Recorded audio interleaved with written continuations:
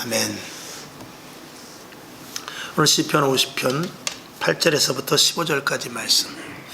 여기 보면은 15절에 보면 내가 너를 건지리니 내가 나를 영화롭게 하리로다 그랬습니다. 하나님께서 우리를 건지시고 그리고 우리를 통하여 하나님이 영화롭게, 하나님이 영광을 받으신다는 것입니다. 저와 여러분, 우리가 하나님께 부르짖고 그리고 우리를 통하여 하나님이 영광되게 사는 것, 이것이 우리 그리스도인의 목표가 아니겠습니까? 오늘 여기 14절에 보면 감사로 하나님께 제사를 드리래요. 우리가 모든 예배의 이 모든 것의 이 결론은 뭐냐? 하나님께 감사합니다. 하나님께 모든 이 감사와 영광이 올려지는 것, 그것이 우리의 예배지요. 그리고 두 번째 보면 지극히 높으신 자에게 내 서원을 갚으며, 이 이스라엘 백성들은 출애굽해서 하나님께 뭐라고 그러냐면 너희가 하나님의 말씀을 듣겠느냐, 너희가 가나안 땅에 들어가서도 내 말씀을 순종하겠느냐, 그랬을 때 모두가 다 아멘을 했거든요. 근데 이스라엘 백성들은 우리가 말하면 예수를 믿을 때 다짐했던 것, 하나님을 믿고 기도하면서 다짐했던 것, 또 말씀으로 주시는 은혜, 이런 것들을 우리가 맨날 아멘하지만 그것을 제대로 지키지 못합니다. 근데 그것을 제대로 지켜 행할 것을 말하고 있습니다. 그랬을 때 하나님이 높여진다는 거예요.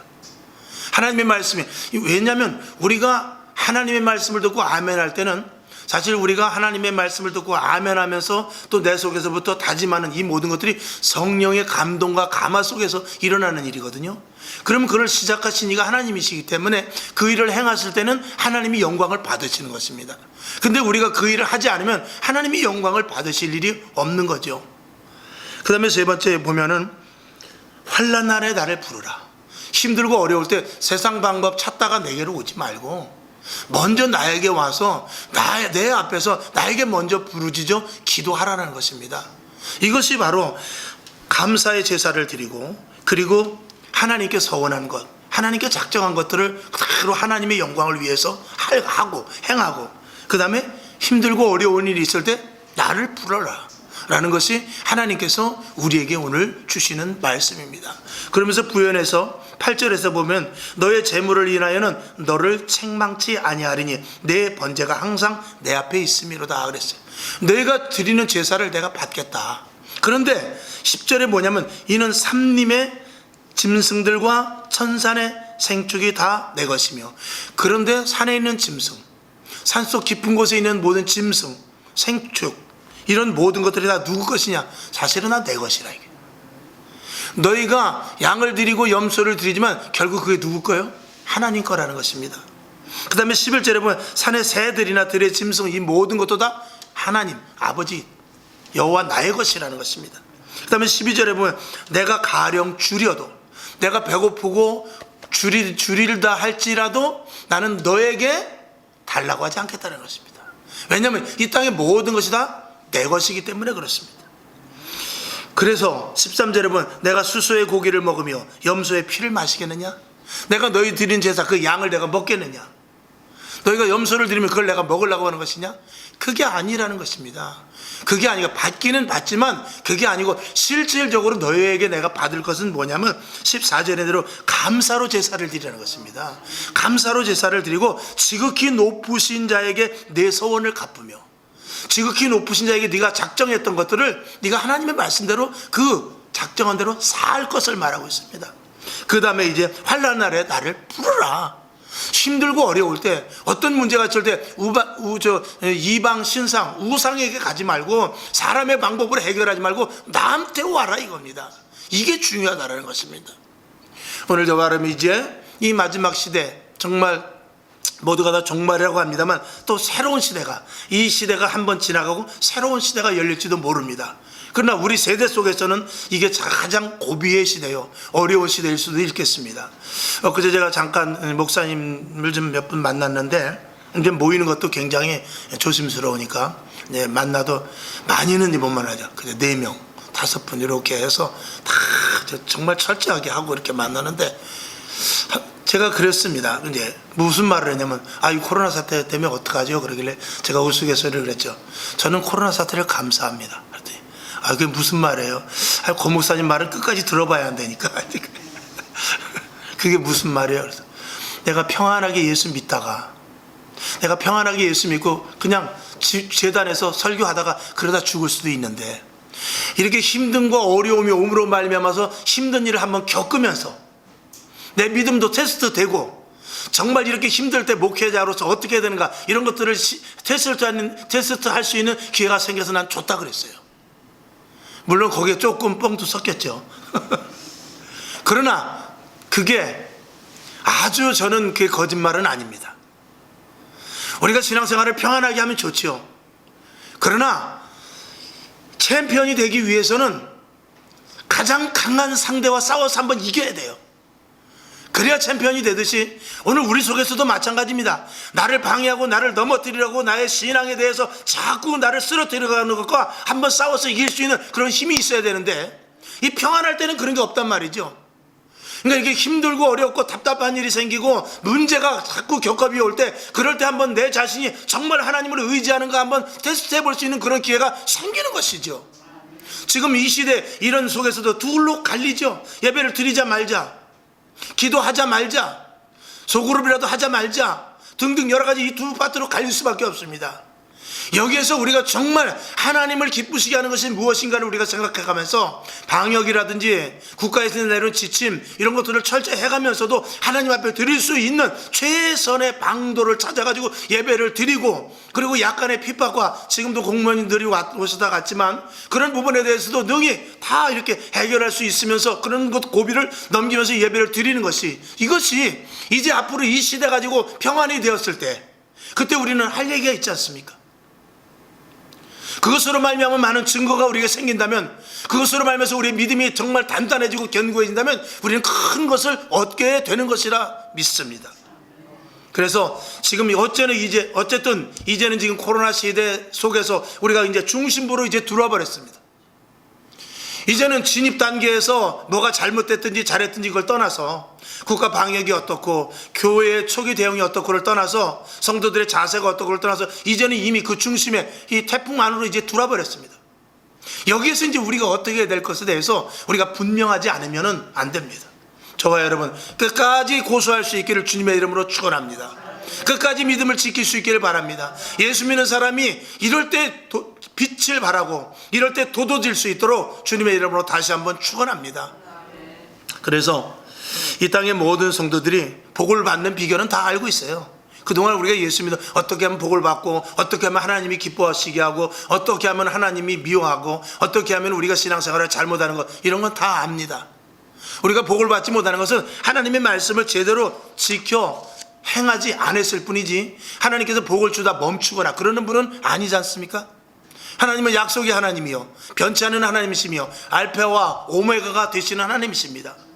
처음부터 끝까지 변개 없는 그런 약속의 하나님이시기 때문에 우리의 잘못 때문에 하나님의 축복과 우리의 잘못 때문에 하나님의 은사와 우리의 잘못 때문에 내 신앙이 자라지 못하는 것 뿐이지, 하나님은 우리들에게 언제든지 지속적으로 계속해서 쉬지 않고 변치 않게 우리에게 주시는 은혜와 축복은 여상하다는 말이죠.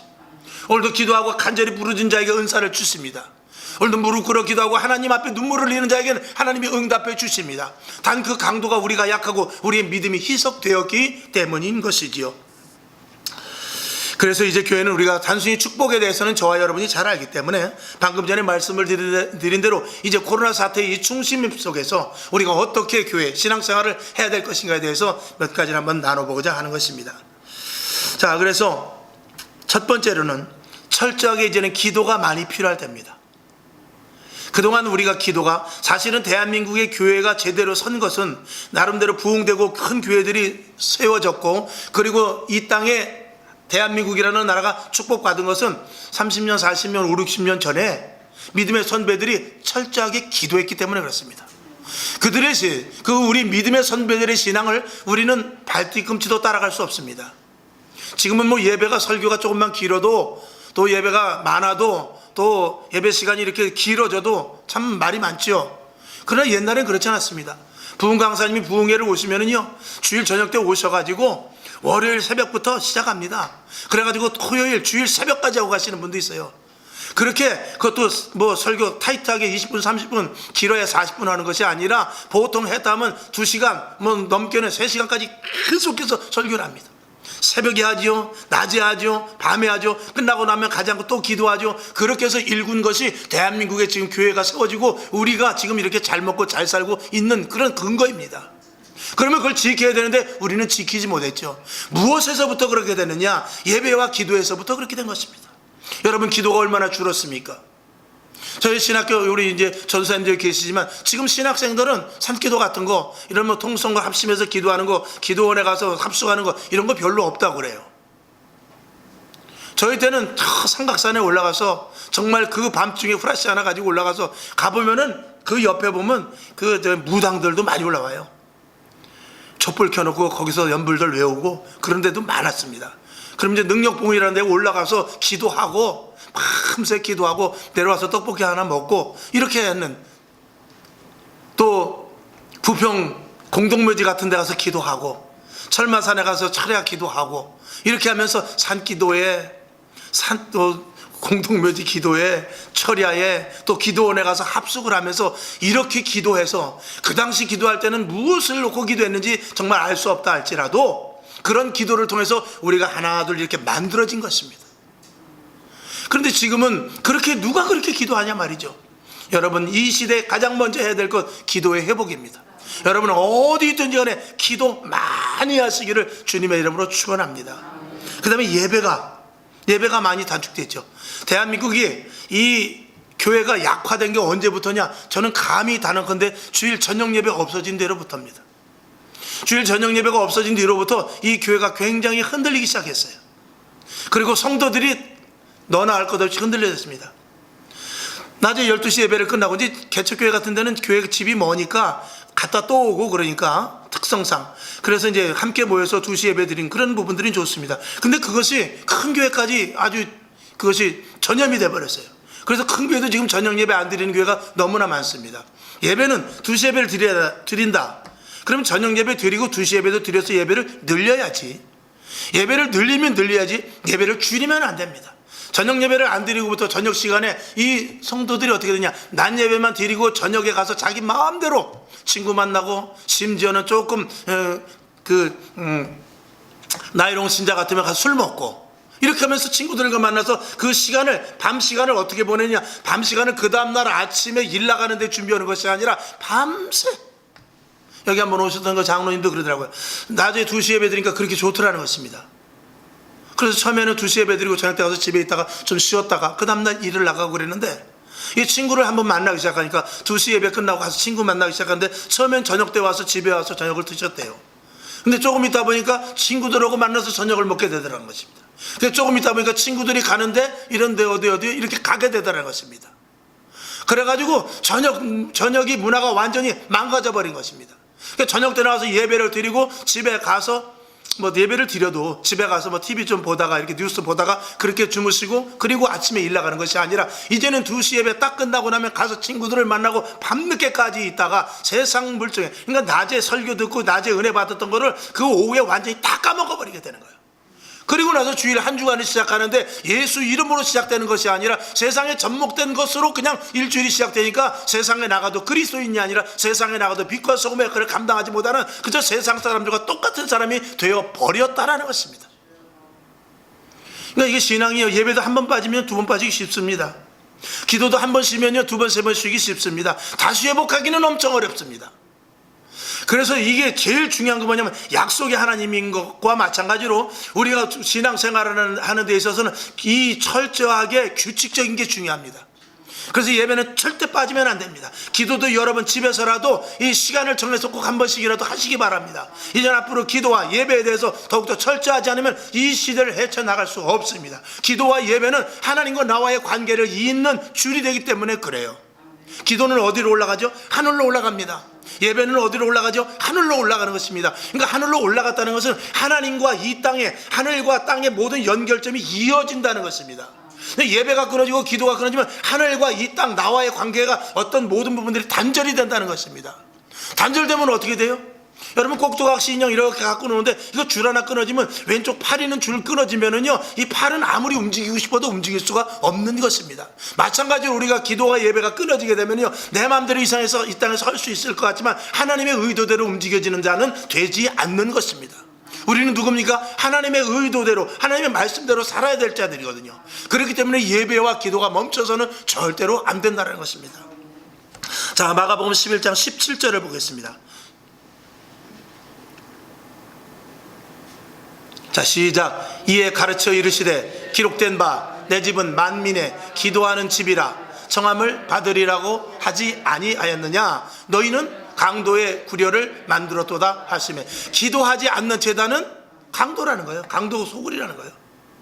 기도가 끊어진 교회는 강도의 소굴과 똑같다는 것입니다. 기도가 끊어지면 하늘로부터 위로부터 공급되는 그 어떤 영적인 것이 끊어지기 때문에 자연스럽게 거기에는 사단의 세력이 교회를 장악할 수밖에 없기 때문에 그렇습니다.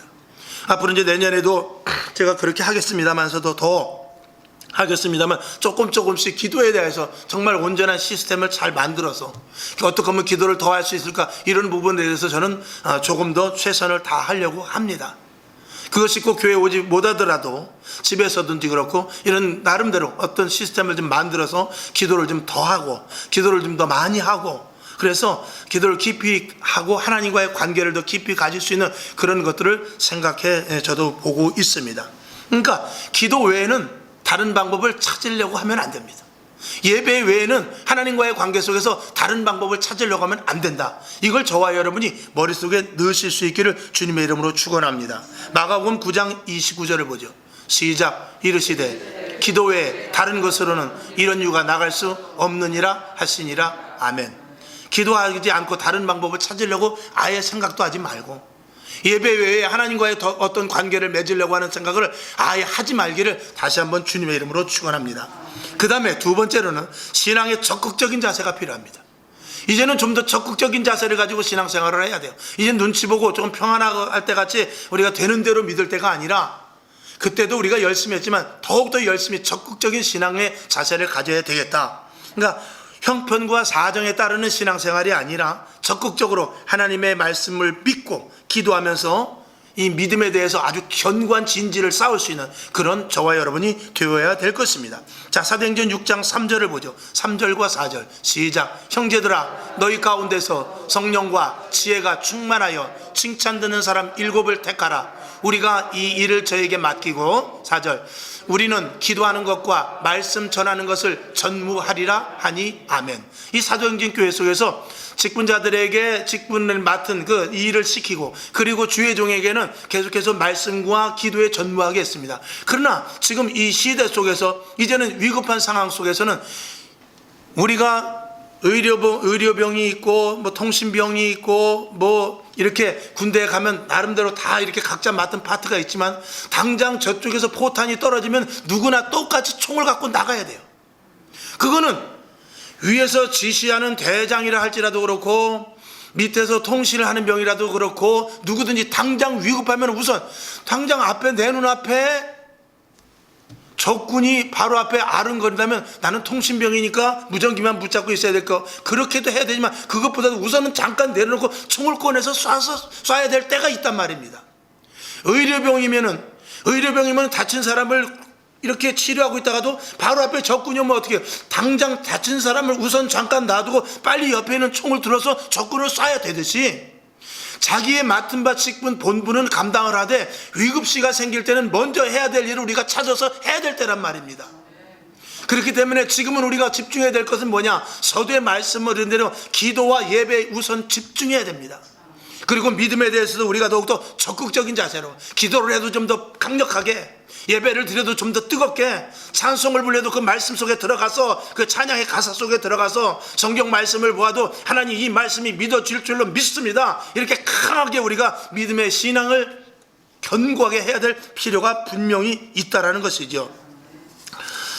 그럴 때 성령님께서 필요에 따라 우리 각자에게 그 순간순간 해야 될 일을 성령님께서 가르쳐 주실 줄로 믿습니다. 기도하면서 주시는 그 음성을 우리가 그대로 듣고 믿고 의지하여 나아가는 것이 확고하고 굳은 신앙자가 될 수 있는 길일 것입니다. 방해하는 세력은 오늘 우리들에게 무엇으로 다가오냐? 감성과 이성과 환경을 통해서 자꾸 그런 것들을 희석시켜 버리지만, 우리는 더욱더 전투적인, 그리고 돌격적인, 그리고 적극적인 그런 신앙의 자세를 가지고 분명히 나아가야 될 줄로 믿습니다. 그럼 어떤 분이 이렇게 말했어요. 전투적이고 전사적인 신앙 자세가 필요하다. 전투적이라는 것은 무엇이죠? 반드시 싸워서 이겨야 되겠다, 이런 전투적인 것입니다. 그 다음에 전사적인 것은 무엇이죠? 내가 죽더라도 죽음을 각오하고 내가 싸우겠다. 이 두 가지를 분명히 가져야만 이 신앙도 이제는 영적인 전투이기 때문에, 악한 영들과의 싸움이기 때문에 반드시 전투적인 것과 전사적인 면을 가지고 신앙생활을 해야지, 되는 대로 어영부영 신앙생활할 때는 이제 지났다라는 것입니다. 이것도 아니고 저것도 아니고, 제가 늘 제가 비유로 말씀을 드리지만, 배가 왔어요. 배가 이제 떠나려고 합니다. 배를 탈까 말까 하고 한 다리는 배에다 올려놓고 한 다리는 땅에다 놓으면은 어떻게 됩니까? 배가 이제 출발을 합니다. 탈까 말까 그랬을 때 배가 출발하면 어떻게 되죠? 그냥 바다로 빠져버리게 바다로 빠져버리게 되고 마는 것입니다. 빨리 결단을 해야 돼요. 이제는 우리가 믿는 데 있어서 이렇게 믿을까 저렇게 믿을까, 우리는 이제 생각할 때가 아닙니다. 우리는 이제는 어떻게든 적극적인 자세, 즉 전투적인 신앙, 전사적인 신앙의 자세를 가지고 하지 않으면 우리는 누가 언제 어떻게 채워갈지 모릅니다. 야밤에 훈련을 나갔는데, 밤에 훈련 나가서 정신 경계를 늦추지 못하고 그 이 대열에서 떨어지면 어떻게 돼요? 적군이 쥐도새도 모르게 딱 뒤어서 목을 잡고 찔러버리죠. 정신 똑바로 차려서 대열에서 이탈하지 말고 적진을 향해서 나가는 모두 하나가 되지 않고 서로 연락 체계가 안 되면 죽는 것입니다. 저와 여러분, 신앙에 대해서 이런 전투적이고 전사적인 그런 확고한 신앙을 가질 수 있기를 주님의 이름으로 축원을 드립니다. 사도행전 4장 19절을 보죠. 시작. 베드로와 요한이 대답하여 가로되 하나님 앞에서 너희 말 듣는 것이 하나님의 말씀 듣는 것보다 옳은가 판단하라. 이 말씀을, 저와 옆에도 써있죠? 이 말씀을 여러분들이 아주 확실하게 가슴속에 넣을 수 있기를 주님의 이름으로 축원을 드립니다. 그 다음에 세 번째로는, 나쁜 것은 절대 수용하면 안 됩니다. 이게 무슨 말씀이냐면, 우리가 예를 들어서 어떤 일을 검토해보고 좋은가 나쁜가 한번 생각해보고 이거 어떻게 할까, 이런 검토할 시기가 아니라 봐서 조금이라도 이거는 신앙과 믿음에 조금이라도 0.001%도 해가 될 것 같으면 아예 그것은 건들지도 말아야 돼요. 뭐 구체적으로 들어간다면 지금도 그럴 수 있죠. 우리 주일 예배를 한번 쉽시다. 장로님이 예를 들어서 우리 이렇게 되는데 한 3주 동안은 주일 예배를 쉬죠.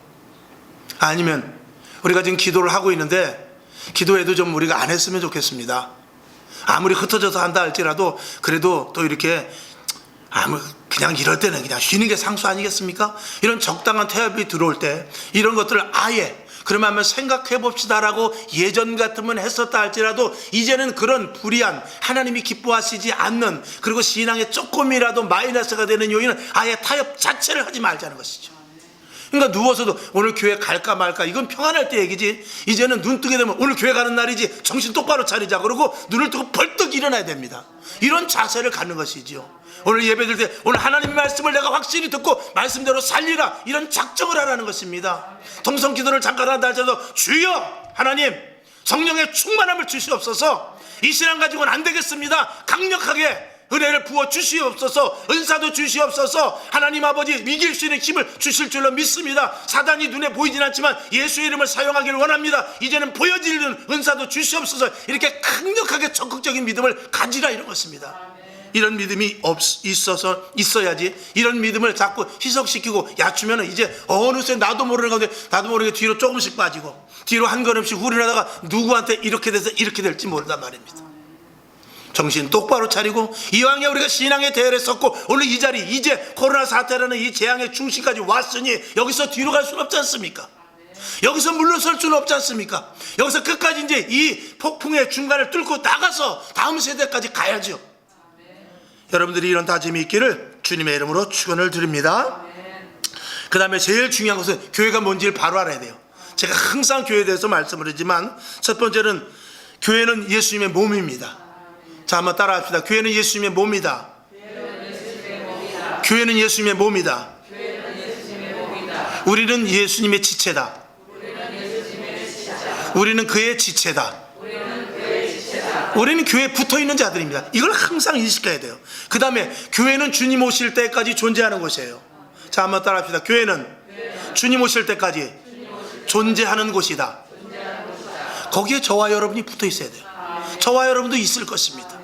교회는 주님 오시는 날까지 절대로 없어지지 않습니다. 교회 없어지면 세상 끝입니다. 왜? 우리는 신부기 때문에. 그 다음에 세 번째는 오직 성령의 충만함만이 교회의 존재가 나타나는 것입니다. 자, 한번 따라합시다. 교회의 존재는 성도들의 성령 충만이다. 아멘. 그러니까 교회의 존재가 뚜렷하려면 교인들이, 성도들이 성령 충만해야 돼요. 그래야 교회의 존재가 부각이 됩니다. 그래야 예수님께서 하셨던 일들을 그대로 할 수 있기 때문에 그렇습니다. 그 다음에 네 번째로는 끝까지 하나님의 말씀이 선포돼야 돼요. 이 교회에서는 상황과 형편에 따라서 이 예배를 드린다든지 교회 시스템을 해가는 것이 아니라, 교회는 세워졌을 때부터 주님 오시는 그날까지 이 말씀만 오로지 선포돼야 되는데, 마지막 때가 될수록 더욱더 군더더기 없이 오직 하나님의 말씀으로 더 아주 고착화시켜야 됩니다. 믿으시죠? 한번 따라해 봅시다. 끝까지 말씀이 선포되어야 한다. 말씀만 선포되어야 한다. 아멘. 그 다음에 하나님께서는 내가 너와 영원토록 함께 하신다고 그랬어요. 우리 한번 따라해 봅시다. 영원토록 우리와 함께 하신다. 우리와 함께 하신다. 왜 그렇죠? 교회이기 때문에 그렇습니다. 교회가 예수님의 몸이기 때문에 그렇습니다. 예수님의 몸에 우리가 붙어있기 때문에 그렇습니다.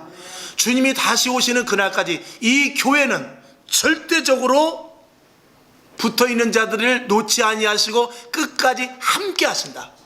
저와 여러분, 주님은 우리를 놓지 않습니다.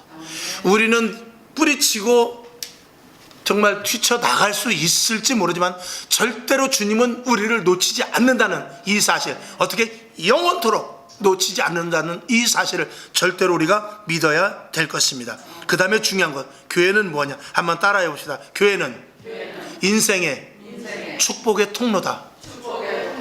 아멘. 여러분, 축복은 어디서부터 옵니까? 교회에서부터 오는 것입니다.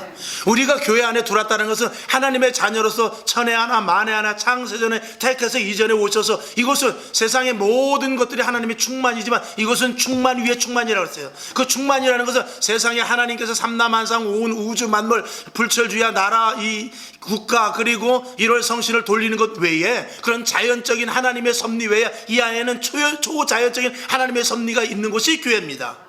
그래서 하늘로부터 주시는 것인데, 모든 이 땅의 것들이 하늘로부터 위로부터 공급되지만 특별히 이것은 하늘로부터 무엇이냐? 신령한 것들이 공급되는 장소가 이 교회인 것입니다. 그러니까 이 교회를 통해서 우리가 받는 복인데, 그 복은 이 땅에서 먹고 마시고의 복이 아니라 먼저 그의 나라와 그의 의를 구할 때 주시는 놀라운 신령의 복인데, 그 신령한 복은 영혼이 잘되고 범사가 잘되고 강건해지는 그런 복인 것입니다. 그래서 우리 영혼이 강해지고 우리의 영성이 회복되고 우리의 영이 강해져서 악한 사탄, 마귀, 괴계, 귀신의 세력을 물리칠 때는 우리를 넘어뜨리려고, 우리를 쓰러뜨리려고 하고 우리의 인생의 걸림돌이 되는 모든 것들을 이길 수 있기 때문에 우리에게 있어서 하나님과의 깊은 관계, 그리고 인생에 있어서 축복이 된다는 것은 이건 두말할 나위가 없는 것입니다.